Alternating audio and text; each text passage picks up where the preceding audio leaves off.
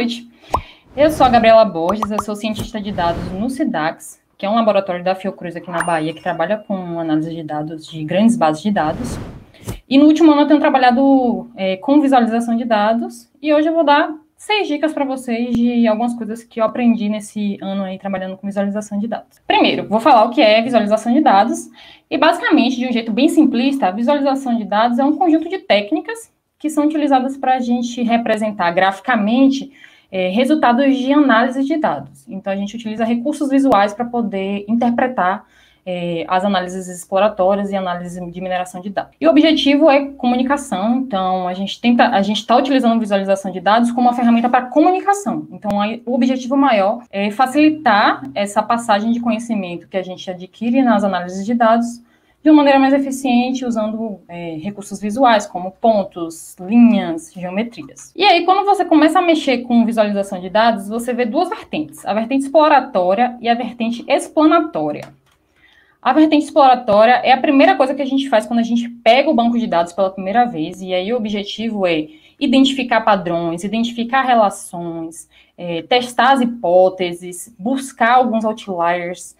É meio que o objetivo maior da análise exploratória é se familiarizar com os dados, tentar identificar se as hipóteses que você já tinha são verdadeiras. E aí, uma vez que isso é finalizado, a gente passa para a etapa explanatória, e aí tem um objetivo um pouco diferente, que agora a gente já tem os padrões, a gente já conhece os padrões, o objetivo agora é apresentar os padrões. Então, é apresentar as relações, visualizar as hipóteses que foram testadas. E aí, geralmente, nessa etapa de análise explanatória, a gente vai estar muito focado no público geral, num público menos técnico, num público mais generalista. E existe um fluxo bem definido, assim, tem o autor Ben Fryer, desse livro que eu coloquei ali a fonte embaixo, gente, um livro incrível, inclusive, ele define que a visualização de dados, ela se divide em 7 verbos. E aí a gente tem a etapa de aquisição e parse, que é muito dominada pela galera da ciência da computação, da engenharia de dados. Tem a etapa da filtragem e da mineração, que já está mais envolvendo a galera de mineração de dados, a galera de modelagem, a galera de estatística. Aí depois a gente tem a etapa de representação e refinamento, que aí a gente já tem uma galera de design gráfico, uma galera de jornalística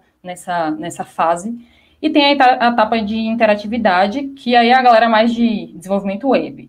E esse fluxo aqui, ele não é linear, gente. Existem várias indas e vindas nesse fluxo, mas é um fluxo bem conciso, né, para poder explicar um pouco do pipeline de construção de informação em análise de dados. E aí, uma vez que vocês entenderam o que é, mais ou menos, de uma forma bem simplista, eu vou começar com as dicas. Primeira dica, gente. Cada gráfico no seu quadrado.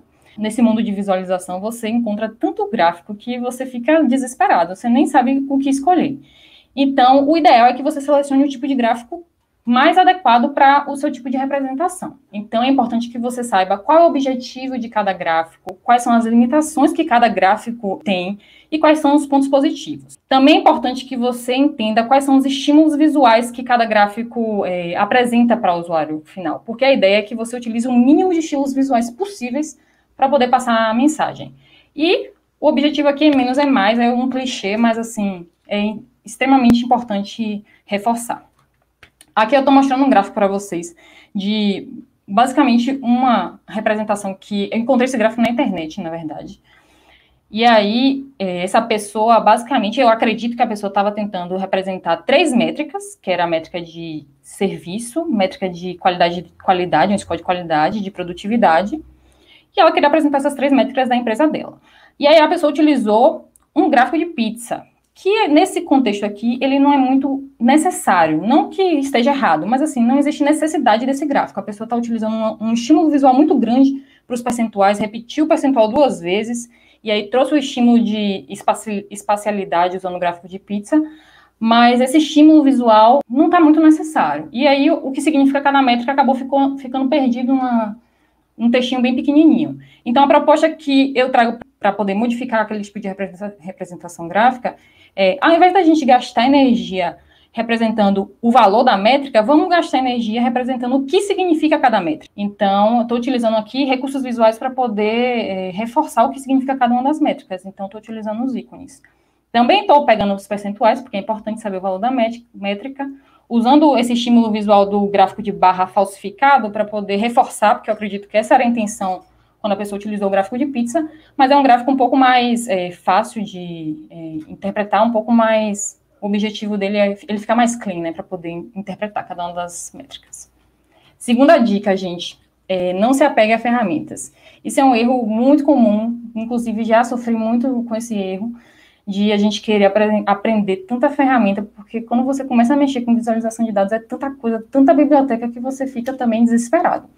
Então, não se apeguem muito a ferramentas, por duas razões. A primeira razão é a interseção das ferramentas. Geralmente, as ferramentas, elas fazem quase a mesma coisa. Então, às vezes, você se esforça tanto para aprender uma ferramenta, quando você vai ver o que você já sabia já era o suficiente para os resultados que você quer alcançar. E a segunda razão é a curva de aprendizado. E aí eu falo isso num contexto de produção de produtos, de trabalho mesmo, que às vezes a gente entra em um projeto e tenta se aventurar em uma ferramenta nova e acaba se deparando com alguns conceitos desconhecidos, as coisas começam a ser mais difíceis do que parecem, e isso atrasa muito. Então, essa escolha ela é muito importante. E aí o que eu falo sempre é, a melhor ferramenta, uma coisa que eu aprendi depois de muitos erros, a melhor ferramenta é a ferramenta que você sabe como usar. E aqui eu não estou desencorajando vocês a aprenderem, é importante vocês aprenderem, mas assim, geralmente, o que vocês já sabem, já fazem coisas incríveis. E eu vou mostrar aqui um exemplo para vocês. Estou mostrando aqui um exemplo de um gráfico feito no Excel. E eu estou falando do Excel porque eu sei que muita gente começa em ciência de dados usando o Excel. Inclusive, foi como eu comecei. Então, quando eu vejo essas coisas feitas em Excel, eu fico assim, inacreditada. Falo, por que eu aprendi R se tinha tudo isso no Excel?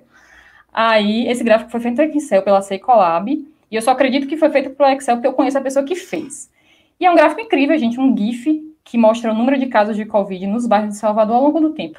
Um gráfico incrível, não precisou programar nada para poder fazer essa representação gráfica e passou a mensagem, que estava se espalhando de uma forma bem absurda os casos de Covid. E aí, para quem está interessado em aprender como fazer visualização de dados no Excel, tem o canal da Leila Garini, que ela explica muitas coisas sobre várias ferramentas da Microsoft, especificamente o Excel, e ela mostra visualizações, dashboards, então anotem o nome dela, que o canal dela é incrível. O conteúdo dela é em inglês, mas como é um hands-on, dá pra gente conseguir acompanhar e também pegar as dicas que ela dá.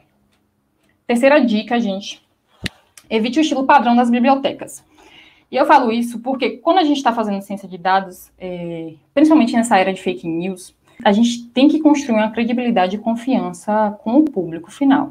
Então, essa credibilidade ela é frágil e ela é crucial. E o estilo e formatação é a maneira mais fácil da gente conseguir parecer profissional e construir essa confiança com o público final. E aqui o objetivo ele é não só apenas ser entendido, mas também ter um tipo de engajamento com o público. E aqui eu vou mostrar uma visualização de dados para vocês que eu fiz usando o ggplot2. Você bate o olho nesse gráfico, você fala, esse gráfico foi feito com o ggplot2. É um gráfico que passa a mensagem, está passando a mensagem, mas tem vários elementos visuais desnecessários, como as coordenadas. Então, a gente consegui melhorar ele bastante com o ggplot, mas eu tive que recorrer ao Photoshop para poder construir ele de um jeito que fosse aceitável para a revista que ia ser publicado ele. Então, no final das contas, o gráfico ficou assim, já mudou totalmente a cara, já tem uma pegada muito mais jornalística. Se você falar que foi feito com R, nem eu acredito que foi feito, só acredito que foi o que fiz, mas nem parece, né? Nem parece que foi feito com o ggplot2. Quarta dica, um gráfico com uma pergunta. E aqui é no contexto mesmo da análise explanatória. Praticamente todas as dicas que eu estou dando aqui é para essa fase de análise explanatória. E essa afirmação é muito importante porque, às vezes, quando a gente já tem a resposta, já tem os produtos, a gente já tem os padrões identificados, a gente só quer mostrar para as pessoas esses padrões. E nem todos os dados são importantes, nem tudo é importante, você não precisa mostrar tudo. Você, como analista, você tem que saber todos os detalhes, mas o público final ele não precisa.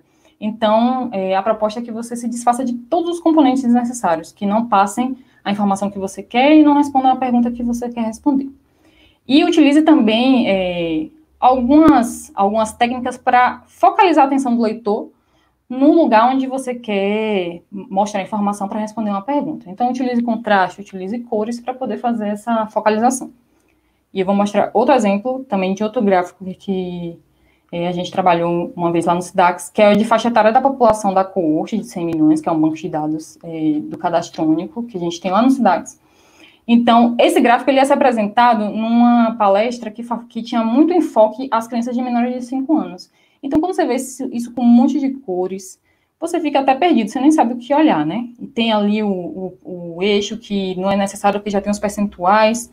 Então, fica um pouco poluído demais. Então, o que a gente fez foi lapidar ele um pouquinho para poder forçar a informação para o que o usuário realmente queria, que era ver essa população de menores de 5 anos. Basicamente, a gente estava querendo vender o banco de dados para um projeto. Então, vender não, né? Mas, assim, fazer a propaganda de um banco de dados para um projeto. E era importante para que o público visse essa população de menores de 5 anos, então a gente focou nessa população, mas claro que a gente manteve a população restante como contraste, porque é importante fazer esse tipo de contraste também. Quinta dica, rastreie os cliques. E aqui eu estou falando para vocês já num contexto de visualização web, visualização de dashboards, que muita gente está fazendo, assim, tem cada trabalho incrível que eu estou encontrando, principalmente nessa época da Covid, tem muito trabalho que eu fico, assim, louca, desesperada, vendo tudo que o pessoal está fazendo. E utilizem essa dica de rastrear os cliques por 2 motivos. Para vocês entenderem o público que vocês estão alcançando, porque às vezes a gente pensa que o público é de um jeito, mas quando a gente vai ver, o público é de outro. Então, é importante vocês entenderem quem é o público, porque vocês conseguem até melhorar os dashboards de acordo com o público que está fazendo o uso das suas ferramentas. E o segundo motivo é para você identificar o engajamento das funcionalidades. Porque quando a gente está desenvolvendo dashboards, o pessoal pede para adicionar tanta métrica, tanta coisa, e aí quando você vai ver, ninguém usa. Ou se não, está sendo subutilizado, ou as pessoas não estão sabendo utilizar. Então é importante você rastrear os cliques para conseguir identificar essas áreas e trabalhar essas áreas, melhorar os seus dashboards. E uma ferramenta incrível que muita gente de web já conhece é o Google Analytics. E aí eu botei aqui um tutorialzinho para vocês verem como é que adiciona o Google Analytics no Shine, em aplicativo Shine. Última dica é busca opiniões. E pode parecer óbvio, mas assim, levem isso para a vida, porque como você está fazendo visualização de dados, você quer alcançar um público. Então é importante que você tenha esse feedback de um público menor antes de você enviar seus produtos para um público maior. Então pergunte, gente, manda os gráficos de vocês para o pessoal, pergunta mesmo, pergunta para a mãe, pergunta para a avó, pergunta para todo mundo.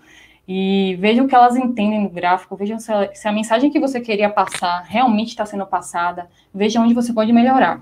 E a outra dica é criar um e-mail de sugestões. E aqui eu também estou falando já no contexto de dashboards, porque você consegue, quando você já coloca o gráfico em produção, você acaba recebendo muitos feedbacks. Então, um e-mail de sugestões é uma boa maneira de você receber feedback de maneira sistemática. E aí você consegue acompanhar os feedbacks e melhorar a sua visualização de dados. E eu vou mostrar aqui para vocês que eu peço opinião mesmo, gente. Sempre quando eu faço alguma coisa, eu peço opinião para tanta gente. Eu pergunto para milhões de pessoas para poder saber se a mensagem que eu quero passar está sendo passada mesmo. Esse gráfico aqui, que está aqui do lado, esse mapinha, ele é um gráfico dos óbitos por Covid por 100 mil habitantes. E aí eu perguntei para uma colega minha, que tem uma sobrinha pequena, se ela estava entendendo esse gráfico, o que ela entendia desse gráfico. E aí eu vou mostrar aqui para vocês o que ela respondeu. Não sei se vai dar para ouvir, gente, mas eu vou mostrar aqui, vou tentar mostrar no celular. Entendi. Que aqui foi as pessoas que estão indo para o céu, muitas. A Amazônia tem o quê? A Amazônia Tem esse aqui. e o roxo é porque tem muita